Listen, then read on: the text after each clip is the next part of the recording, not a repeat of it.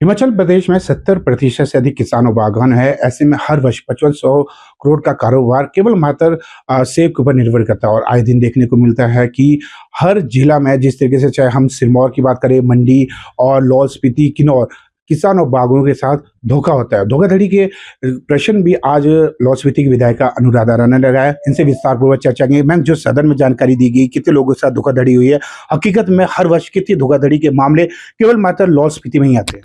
जी, मैंने सवाल लगाया था इसमें कि वर्ष 2025 में कितने किसानों ने कंप्लेंट दर्ज की है धोखाधड़ी की। तो इसमें लिखित में जो जवाब प्राप्त हुआ उसमें 12 किसानों के द्वारा बताया गया कि 12 किसानों ने जो है कंप्लेंट दर्ज की पूरे प्रदेश में। कहीं न कहीं आंकड़ा बहुत कम है, पर ये वो आंकड़ा है जिसमें एफआईआर लॉन्च हुई है, क्योंकि डायरेक्टली एफआईआर का प्रोविज़न इसके ऐसे केस में नहीं रहता है।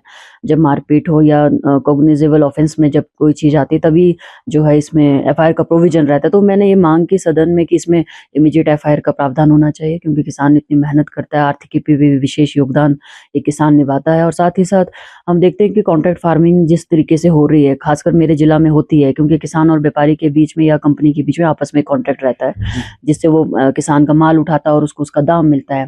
पर इस बार आपदा के कारण हम देख रहे हैं कि किसानों का खड़ी फसल का काफ़ी नुकसान भी हुआ। और लास्ट में जब हमने आलू की बात की, तो कंपनियों ने, कई व्यापारियों ने माल ही नहीं उठाया। तो जब उसके कॉन्ट्रैक्ट पेपर को देखा गया, या किसानों ने खुद हमें बताया कि कई मैक्सिमम जो चीज़ें उसमें लिखी गई थी, वो कॉन्ट्रैक्टर के कंपनी के हित में लिखी हुई थी। किसानों के हित में कोई बात खास तौर पे नहीं लिखी गई थी, जिससे कि ना अदालत वो जा सकते थे, ना एफआईआर करने का भी कोई ग्राउंड नहीं था।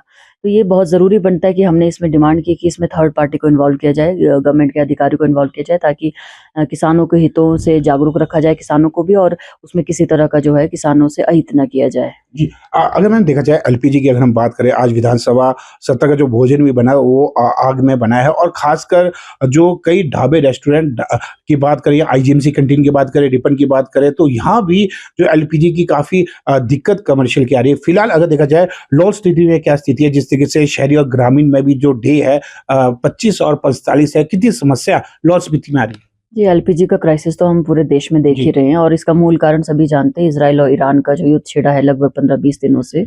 हमारा जो लगभग 60% जो हम आयात करते हैं एलपीजी का, वो बाहरी देशों से करते हैं, खाड़ी देशों से करते हैं। और स्ट्रेट ऑफ हॉर्मुज़ जो हमारा समुद्री मार्ग है ईरान और ओमान के बीच का, वहीं से हमारा 90% जो है इसका खपत आती है, जो आयात होता है। परंतु ईरान ने इस मार्ग को बंद कर दिया था वॉर के कारण, युद्ध के कारण। और ये सुखद है कि अभी पिछले कुछ दिनों 2 जहाज हमारे इस मार्ग से आए हैं, और हम यही निवेदन करेंगे केंद्र सरकार से इसमें और इंटरवेंशन इसमें किया जाए, इंटरवीन किया जाए, ताकि रूटीन में जो है हमारे वहाँ से मालवाहक आते रहें और इस तरह की दिक्कत ना हो। क्योंकि हिमाचल से ज़्यादा हम देख रहे हैं अन्य राज्यों में बहुत बुरा हाल है, जहाँ लाइनों में लोग लगे, कई मौतें भी हुई है इसमें। जैसे हमारा इस नोटबंदी की जो लाइनें लगी थी या कोविड की जो लाइनें थी, तो कहीं न कहीं अगर लाहौल स्पीति की बात करूँ, तो हमारे इस तरह की सुचारू रूप से चला है व्यवस्था। घरेलू गैस की सप्लाई सुचारू रूप से चली है। और जिस तरीके से लगातार हम देख रहे हैं बर्फबारी का दौर अभी भी लगातार जारी है। ऐसे में बाहरी राज्यों से जो पर्यटक है, चाहे पंजाब, हरियाणा, चंडीगढ़, राजस्थान, गुजरात व अन्य राज्यों से जो पर्यटक है, उनकी तादाद बढ़ेगी। क्या उसके हिसाब से जो सिलेंडर की आपूर्ति है अभी फिलहाल है?